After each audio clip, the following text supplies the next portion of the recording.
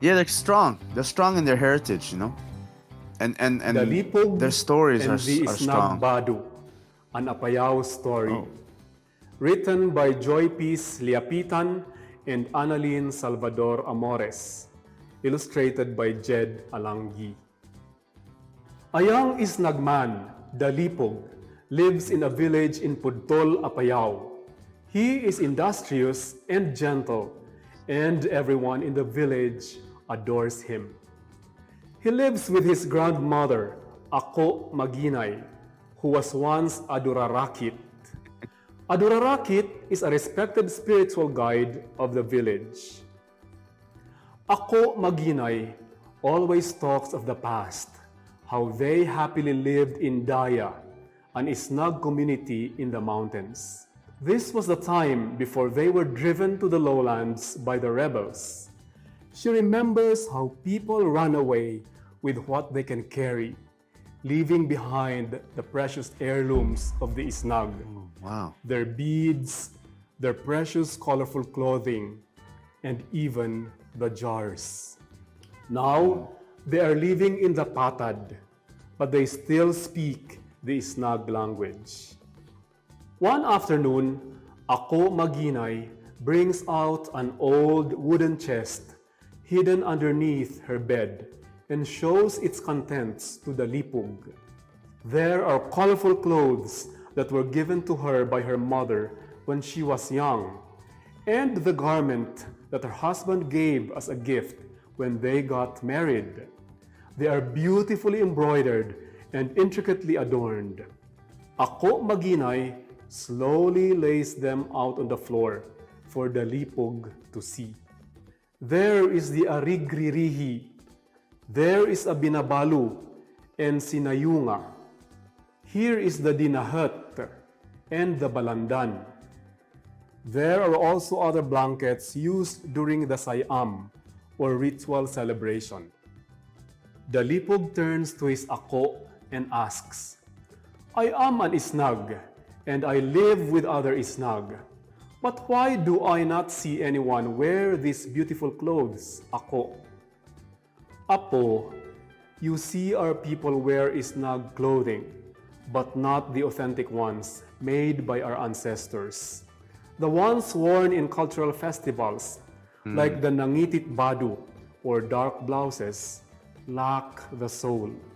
They only imitate the true Isnag textiles. We do not see the real ones. I have to make they a were comment on that buried because if with you their look at owners. this is His Isnag grandmother replies. Tapis, but there's what he's saying in the story is really it. I mean, I think that goes across the board in all the cultures. It's like that. It's because they're mass producing a lot of stuff, and of course they know that people in the diaspora kind of want to reconnect, so they're selling them. But it's true, like a lot of that like extra stuff, like I was telling you, Yeah. like my grandmother's tapis has all this extra stuff in it. But when you look at the one that you can just get from the store, they're beautiful, but they just kind of lack a lot of those extra things, you know, and extra details. And like this is cool, but it definitely lacks some of that. Um, what I've noticed, especially now that more and more are being mass produced, and you know, there is that response to the folks back in the diaspora who are like, hey, you know, we want our traditional clothing, but this man, this is a trip that they're even mentioning this in this story. That Yeah, actually. some Very of the stuff interesting. that's being produced out there is lacking a lot of the soul. Yeah, it's lacking a lot of the soul of that. What would be the real, more traditional stuff, and it's in one of the things I really like about the story so far is people don't understand how important these blankets were to our folks back in the day because we use these in rituals. It's like ritual blankets. Mhm. I mean, when you look at when we do the dances, right? Why on earth are we when we do dances we use the blankets? Yeah. Cause they meant a lot. Yeah. One, there was Yeah. recognition of the patterns on them for ritual purpose, and then the other ones, like people knew how long it took to make these things, and it's like when you eat somebody's cooking, right? When grandma does it, it tastes awesome. If you do it, it's kind of right? It's a little bit like that. True. But like when you can appreciate it when somebody puts their heart and soul into something, and I think that's what makes a lot of it, that makes these, other than just the patterns, and it was intentionally made for ritual purpose. That's what makes these things so amazing, and that's why when we do dance, you so for people who are doing our traditional dances, especially our folks, when we're doing like penanyuan or any kind of dance where you're doing the blanket, we're not just like throwing a blanket around. You have to think with that mentality, like there's meaning in this blanket for this ritual and what we're doing. That's why I'm exchanging it with you. My blanket and your blanket are being exchanged. So those things are part of the dance as well in terms of the mindset, and it's awesome that he's talking about the importance of some of these different these special ritual blankets and stuff, and yeah. Anyways, sorry, another tangent. I just wanted to share that part. Yeah, no, that's I mean definitely true, because that's a complete opposite of other things that are happening now, where essentially they minimize the importance of um, whatever we're using, Right. the clothing, the little patterns and everything. Yeah. So yeah, it's awesome that they're putting this in the book. Basically, it's not just a prop. Yeah, Yeah, basically, like, again, like when we're dancing and sharing blankets, it's not just a prop. There's a functionality in terms of what's happening in the ritual. You know. all right, keep going. Dalupig is stunned by what Ako shared. Yeah. He silently watched Ako Maginay fold and return the garments in the old chest. You will understand, Apo. You will understand. These are the only ones I took with me when we fled our home. I kept these all these years. These are my treasures from the past.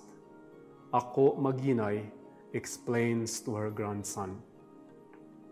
Still thinking about Ako Maginay's wonderful chest of clothes, Dalupig takes a walk around the village. He sits under a kamagong tree to get out of the harsh heat of the sun. The cool breeze makes Dalupig fall asleep and dream. In Dalupig's dream, the ancestor spirits take him to his Ako's village, to the past. The villagers wear the Isnag's traditional clothes, like the treasures in Ako Maginay's chest. In the old village, there are gallant and respected men who wear the Badu and the ipot. There is a durarakit with an iku, or a miniature axe tucked on her headdress. The durarakit explains what the patterns on the Isnag clothing mean. The inari grihi is the most important and highly prized upper garment. It is decorated with puntas in different colors and patterns. It is only worn by the affluent Isnag. Layers of blue and red fabric tucked into the armhole, called pinuntasan, symbolize true Isnag spirit. There is the balaku, or the scallop pattern that refers to the Sinulong River. The sinabungan symbolizes the flower of the wild rice. The kamamay, the smallest and finest rice variety of Isnag, celebrates productivity and abundance. There is the sinan-ahamay, or centipede pattern, that serves as a protection from bad spirits, and the zigzag patterns that represent the mountains of Ngahan. The Durarakit explains to Dalupig, we dye our threads from the fibers and bark of the trees. Later, we barter with the lowlanders for yards of dyed textile from Ilocos. We make this intricate embroidery so no one can copy it, to make it different from the others. In the Sayam, you will see all of these. Just when the Durarakit starts the ritual, Dalupig wakes up. He looks at his village. He sees Ako Maginay, whose eyesight is failing. He remembers her bidding to dress her up in her Isnag Badu when the time comes for her to go. This will ensure that her ancestors will recognize her in the next life. As Dalupig walks back home, he vows to learn more about his culture, to sit and talk with the remaining elders in his village, to preserve the traditional clothes that his Isnag ancestors once wore.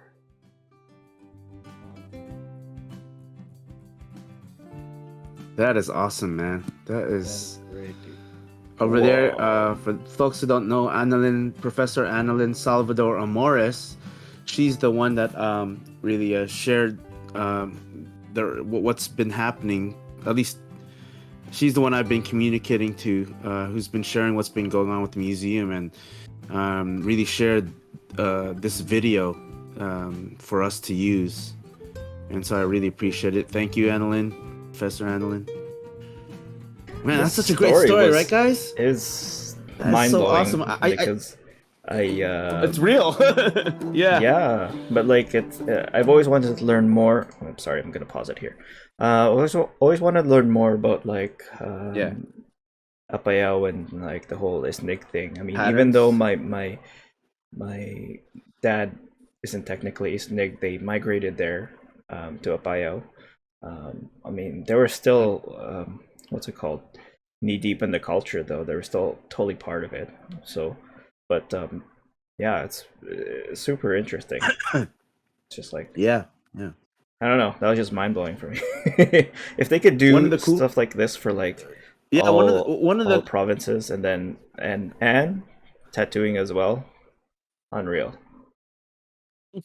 yeah.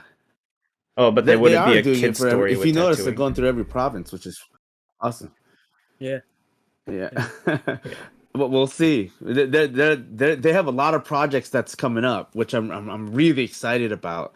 There's gonna be a whole video series on the tattoos coming up soon. So she said it's Wow. taking a long time just because there's a lot of detail. But that's what Professor Annalyn said. But that's what's awesome. one thing I wanted to mention was what was really, yeah. Did you notice that they mentioned how they got the textiles and stuff from the Ilocos people? Lowlanders. Yeah. And that was one of the things that I was told. Yeah, that because remember I was mentioning that like there was a healthy trade, despite the whole Spanish divide and conquer thing. There was a healthy trade between us and the Ilocos people and those in Pangasinan area. And it's because we didn't have all the resources. They could grow the textile down there, and my Juanas, the one that came from my great grandfather, the one that got stolen. But like you can tell the difference of the material that's made now, which is the material they use now is really strong. But that material you can see like that old school material that was actually from the Ilocos region and traded back up. You can kind of like I remember the feeling. I'm like, wow, this is. I asked my mom. I said, Mom, this material that's on here is much different. She goes like, yeah, it's because they used to trade with the Ilocos, the people from the Ilocano areas, and then they would do all the rest when they bring it back home.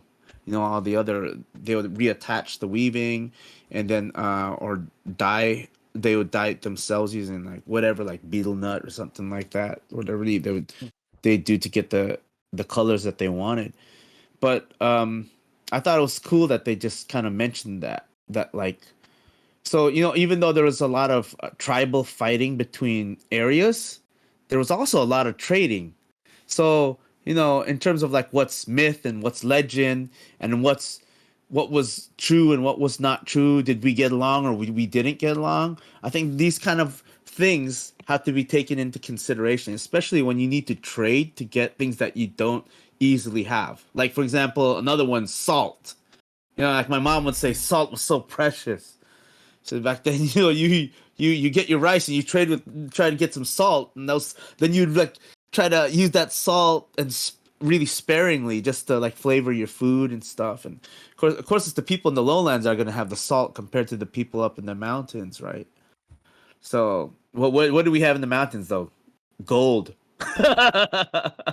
So yeah, that's a pretty fair trade. Gold. Anyways, I just wanted to throw that in there Yeah. before I kind of forgot.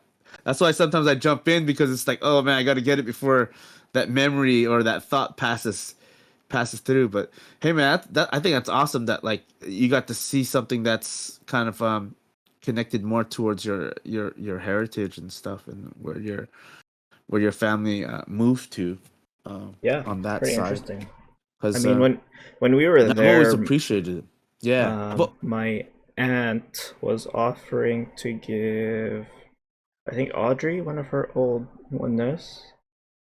And we wow, were, really? yeah, I don't know. We kind of felt bad because I didn't want to take it, but I don't know. We'll see, I guess, in the I future. know. But yeah, it's Was it for your wedding? Was it for your wedding, or was it the last time?